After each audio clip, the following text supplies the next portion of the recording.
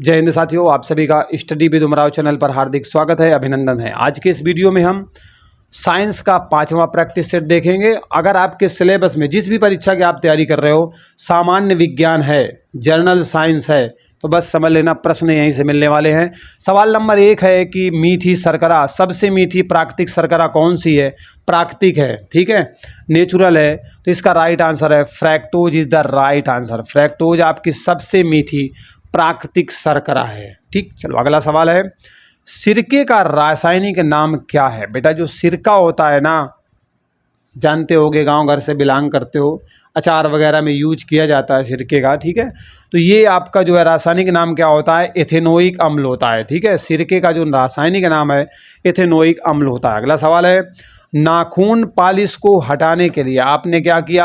लाल पीली हरी सम्मेर की जो है पालिश अपने नाखूनों पे लगा ली। अब हटाना चाहते हो 1-2 उंगलियों का, तो आप क्या करोगे? उसके लिए बेटा किसी न किसी लिक्विड का प्रयोग करने वाले हो, तो हटाने के लिए किसका प्रयोग करोगे? एसीटोन का प्रयोग करोगे। एसीटोन लगा दोगे, जो भी आपने जिस कलर की भी जो है नाखून में पालिश लगा रखी है वो साफ़ हो जाएगी। इसके बाद मन पसंद अपनी पालिश लगा लेना। अब तो लगाने वाले सोच रहे होंगे ये यार बढ़िया रहा, ठीक, आराम रहेगी, जब चाहेंगे तब मिटा लेंगे, तो यूज कर लेना। अम्ल का स्वाद कैसा होता है? बेटा अम्ल का स्वाद जो है आपके खट्टा होता है। कैसा होता है? खट्टा होता है। अम्ल का स्वाद खट्टा होता है। ठीक, चलो अगला सवाल है, अगर किसी व्यक्ति को हाइपरमेट्रोपिया है, जिसे आप दूरदृष्टि दोष कहते हैं, क्या बोलते हैं बेटा? दूरदृष्टि दोष। अगर किसी व्यक्ति को हाइपरमेट्रोपिया है, दूरदृष्टि दोष है। अगर बेटा निकट दृष्टि दोष की बात करें, बहुत कंफ्यूज करता है निकट दृष्टि दोष, इसे जो है मायोपिया बोला जाता है। क्या बोला जाता है? मायोपिया। तो मायोपिया कहेगा तो निकट वाले की बात कर रहा है, और दूर की बात करेगा तो हाइपर मेट्रोपिया बोलेगा, ठीक है। तो अब कह रहा है दूरदृष्टि किसी व्यक्ति को हो गया है, हाइपरमेट्रोपिया हो गया है, कौन से लेंस का प्रयोग करेगा?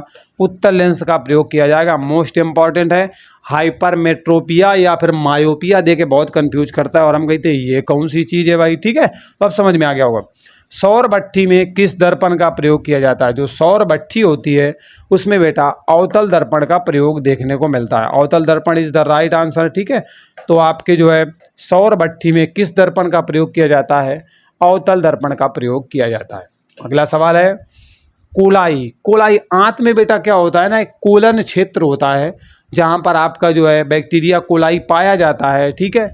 तो ये जीवाणु जो है मानव शरीर में कहाँ पर पाया जाता है? तो ये बेटा आंत में पाया जाता है। आंत में कोलन क्षेत्र होता है, वहाँ पर कोलाई बैक्टीरिया पाया जाता है, जो यूजर फ्रेंडली होता है, मतलब हमारे लिए अच्छा होता है, ठीक है।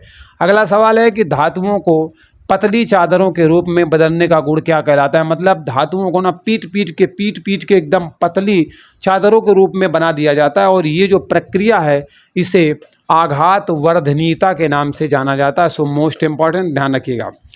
मस्तिष्क में किसी व्यक्ति को ट्यूमर हो गया है, उसे हटाना है, ठीक है। मस्तिष्क में ट्यूमर हो गया है, उसे हटाना है, कैंसर का उपचार करना है, तो इसके लिए कह रहा है किस समस्थानिक का एक्चुअली प्रयोग होने वाला है?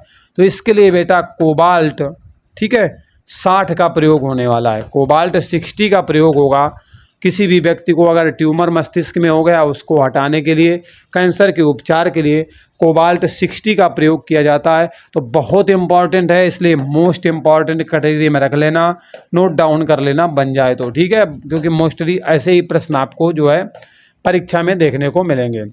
अगला सवाल दिया गया है कि आयरन प्रचुर मात्रा में आपको किस खाद्य पदार्थ में मिलेगा? और मोस्टली करके अगर बात करें खाद्य पदार्थों में, तो सब्जियों में देखने को मिलेगा, और सब्जियों में अगर बात करोगे कहाँ मिलेगा, तो पालक में आपको ठीक ठाक देखने को मिलेगा, ठीक है। पालक में खूब सारा आपका आयरन प्रचुर मात्रा में पाया जाता है, इसलिए सलाह दी जाती है हरी पत्तेदार सब्जियां दबा दबा के खाओ, खूब लोहा अंदर जाएगा, लोहे जैसा मजबूत टिकाऊ बन जाओगे, ठीक है। अगला सवाल है कि टाइलिन एंजाइम मानव शरीर में आपको कहाँ पर देखने को मिलेगा? तो ये जो प्रश्न है ना बहुत इंपॉर्टेंट है, क्योंकि टाइलिन क्या है? एक एंजाइम है। मानव शरीर में कहाँ पे मिलता है? तो आपको लार में मिलेगा। अरे कोई मीठा मीठा खा रहा है, खट्टा खट्टा खा रहा है, मुंह से लार टपकने लगती है, वही लार जो होती है उसमें बेटा टाइलिन एंजाइम होता है, ठीक है। पाचन क्रिया में बहुत महत्वपूर्ण भूमिका निभाता है। अगला सवाल है कि आपातकालीन परिस्थिति में कौन सा हार्मोन मानव शरीर में उत्सर्जित होने लगता है? आपातकाल स्थिति में जो है मतलब इमरजेंसी आ गई शरीर में तो कौन सा हार्मोन से निकलेगा, हड़बड़ा गए तो आपको जो है एड्रेनलिन जो है हार्मोन से देखने को मिलेगा। ये आपका आपातकालीन परिस्थिति में हार्मोन से निकलता है, ठीक है। तो पूछा जाएगा तो ध्यान रखना भैया, क्योंकि भूल जाओगे तो चूक जाओगे, ये भी समझ लेना। अगला प्रश्न है कि तांबा को और जस्ता को जब हम मिला देंगे, मतलब हमने क्या किया, तांबा को लिया और इसके बाद क्या किया, जस्ता को लिया, दोनों को मिला दिया, क्या बन के तैयार हो जाएगा, पीतल तैयार हो जाएगा, ठीक है। मतलब आपके तांबा और जस्ता को मिलाने से क्या बनता है बेटा, पीतल। मिश्र धातु का निर्माण होता है। मिश्र धातु का मतलब होता है जो दो या दो से अधिक धातुओं से मिलकर बनती है। तो एक तांबा एक जस्ता एक एक मिला के दो हो गई तो मिश्र हो जाएगी कि नहीं हो जाएगी, हो जाएगी ना। चलो ठीक, यहाँ तक समझ में आ गया। अगले प्रश्न पर चलते हैं। अगला सवाल दिया गया है कि किस उपकरण का प्रयोग, ठीक है, ये प्रश्न क्या बेटा, कि किस उपकरण का प्रयोग रोगियों के हृदय की गति को नियंत्रित करने में किया जाता है। मतलब किसी रोगी के हृदय की गति कंट्रोल नहीं हो रही, आउट ऑफ कंट्रोल चली जा रही है, तो उस समय क्या होगा भैया, हार्ट अटैक हो जाएगा, उसको बहुत तेज हो जाएगी, मैंने नसें वसें फट जाएंगी, धमनियाँ मनियाँ सब ऐसी तैसी हो जाएगी, आदमी तो मर जाएगा ना। तो उस दशा में क्या होता है, रोगियों के हृदय की गति को कंट्रोल करने के लिए क्या होता है, पेस मेकर का प्रयोग किया जाता है, ठीक है। Pacemaker is the right answer. अगला प्रश्न है कि त्वचा की बात करो या फिर बालों के रंग की बात करो ना, ये आखिरकार किस वजह से होता है या किसकी उपस्थिति के कारण होता है। तो बेटा मेलानिन एक वर्णक होता है, ठीक है, इसकी वजह से जो है आपके जो त्वचा है या फिर बालों का कोई ना कोई रंग होता है मेलानिन की वजह से, ठीक है। अगला सवाल है कि कौन सी अधातु, अधातु की बात कर रहा है, अधातु की, धातु की नहीं अधातु की, कमरे के तापमान पर भी तरल अवस्था में मिलेगी, लिक्विड फॉर्मेट में मिलेगी, कमरे का नॉर्मल से तापमान पर। तो bromine is the right answer. इसका जो है प्रतीक क्या है, Br है, ब्रोमीन। और ब्रोमीन आपको जो है अधातु है और सामान्य कमरे के तापमान में भी आपको लिक्विड फॉर्मेट में देखने को ये मिल जाएगी, ठीक है। चलो यहाँ तक भाई समझ में आ गया, कोई संदेह नहीं होगा, अगर है तो मैं हूँ, चिंता की कोई बात है नहीं। अगला प्रश्न है कि घेंघा रोग किसकी कमी के कारण होता है। तो अगर किसी व्यक्ति में बेटा आयोडीन की कमी हो जाती है ना, आयोडीन की कमी अगर किसी व्यक्ति में हो जाती है तो उसे क्या होगा, घेंघा रोग हो जाएगा। इसे गलकंठ रोग भी बोलते हैं। वो यहाँ पर हो जाता है, बड़ा से फूल सा जाता है, चारों तरफ से दिक्कत होती है ना, तो वो घेंघा रोग होता है, वो बेटा आयोडीन की कमी से होता है। तो बहुत सारे आपको नमक आयोडीन वाले मिलेंगे या विभिन्न माध्यमों से इसे कंट्रोल किया जाता है।